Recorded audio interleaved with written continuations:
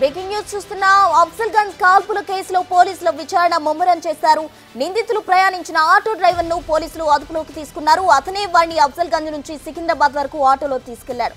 Secunderabad alpha hotel వద్ద దొంగలను వదిలిపెట్టినట్టు auto driver చెప్తున్నారు. ఆటోలో ఏదైనా సంభాషణ జరిగిందా అనే కోణంలో పోలీసులు దర్యాప్తు చేపట్టారు. వారు ప్రయాణిస్తుండగా ఏం మాట్లాడుకున్నారనే కోణంలో ఆరా తీస్తున్నారు.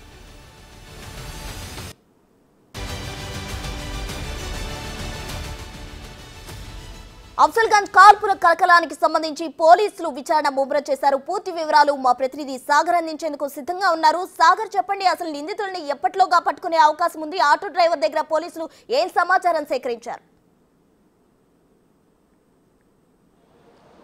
ప్రస్తుతం అఫ్జల్గంజ్ కాల్పుల ఘటనల కేసులో పోలీసులు దర్యాప్తును వేగవంతం చేశారు. ఇప్పటికే నిందితులను గుర్తించినటువంటి పోలీసులు నిందితులు ఎవరెవరిని కలిశారు అన్న కోణంలో కూడా దర్యాప్తు కొనసాగుతుంది. ప్రధానంగా అఫ్జల్గంజ్ కాల్పులు జరిగిన ఘటన దగ్గర నుంచి నిందితులు పారిపోయినటువంటి ఆటోని కూడా పోలీసులు సీసీ కెమెరా ఆధారంగా గుర్తించారు. ఆటో డ్రైవర్ ని కూడా కొద్దిసేపటి క్రితమే అదుపులోకి తీసుకొని పోలీసులు విచారిస్తున్న పరిస్థితి కూడా కనిపిస్తుంది. అయితే ఈ కేసులో సంచలన విషయాలు కూడా పోలీసులు బయటపెట్టారు. ఇప్పటికే నిందితుడు బీహార్ కు చెందినటువంటి మోస్ట్ వాంటెడ్ క్రిమినల్ మనీష్ కుష్వాడ్గా కూడా పోలీసులు గుర్తించారు. మనీష్ కుష్వాడా మరో నిందితుడు దారుణంగా అనేక రాష్ట్రాల్లో కూడా దోపిడీకి పాల్పడ్డట్లు కూడా పోలీసులు గుర్తించారు. తెలంగాణ, కర్ణాటకతో పాటుగా ఛత్తీస్గఢ్, బీహార్ రాష్ట్రాల్లో కూడా మనీష్ కుష్వాడ్కి సంబంధించిన గ్యాంగ్ అనేక దోపిడీలకు పాల్పడ్డట్లు కూడా పోలీసులు గుర్తించారు. అయితే ప్రధానంగా అఫ్జల్గంజ్, ఎందుకంటే హైదరాబాద్ నుంచి నిందితులు పారిపోవడానికి ప్రధాన కారణం ఆటో. ఎందుకంటే ఆటోలోనే వారు తప్పించుకున్నారు. ఆ ట్రాలీ బ్యాగులతో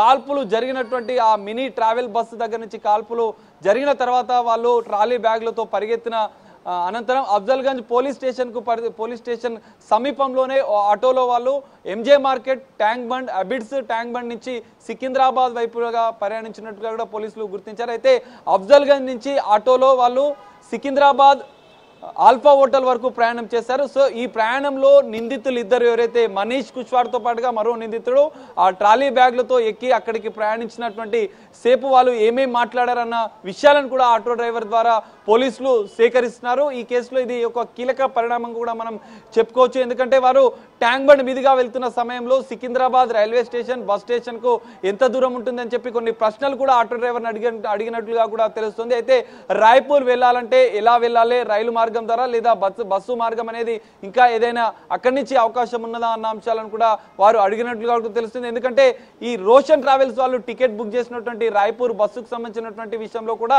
వాళ్ళు బోయిన్పల్లి సమీపంలోనే ఆ బస్సు ఉంటుందని చెప్పిన నేపథ్యంలో అటు వెళ్లేందుకు కూడా ఏమైనా ప్రయత్నాలు చేశారా అన్న కోణంలో కూడా పోలీసులు దర్యాప్తు చేస్తున్నారు. అయితే ఆటో డ్రైవర్ దగ్గర నుంచి సమాచారం కూడా పూర్తిగా పోలీసులు కూపీ లాగుతున్న పరిస్థితి. ఈ హాఫ్ అన్ అవర్ ఏదైతే 45 మినిట్స్ ట్రావెల్ చేసినటువంటి నిందితులు ఆటోలో కూర్చున్నప్పుడు ఏమేమి మాట్లాడుకున్నారు, వారు ఆటో డ్రైవర్ని ఏమైనా ప్రశ్నలు అడిగారా, హైదరాబాద్ నుంచి రాయ్పూర్, ఛత్తీస్గఢ్కు వెళ్లేందుకు రైలు మార్గంతో పాటుగా బస్సుకు సంబంధించినటువంటి